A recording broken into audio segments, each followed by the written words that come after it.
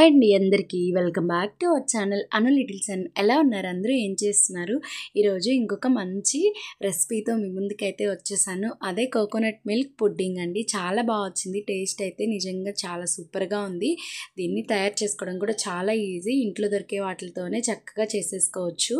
నేనైతే కొబ్బరి ఉంటుంది కదా, పచ్చి కొబ్బరి కరెక్ట్గా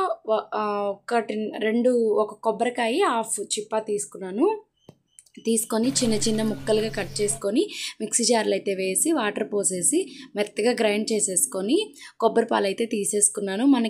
మనం అర్థమవుతుంది కదా ఇంకా అందులో కొబ్బరి పాలు ఉన్నాయా లేవా అని చెప్పి అంతవరకు చూసుకొని పాలు అయితే తీసేసుకొని వాటిని స్టవ్ మీద పెట్టి బాగా అయితే కాగపెట్టేశాను. కాగిన తర్వాత మనం ఒక 2 గ్లాసులు కొబ్బరి పాలు అయితే హాఫ్ గ్లాస్ బెల్లం సరిపోతుంది స్వీట్నెస్.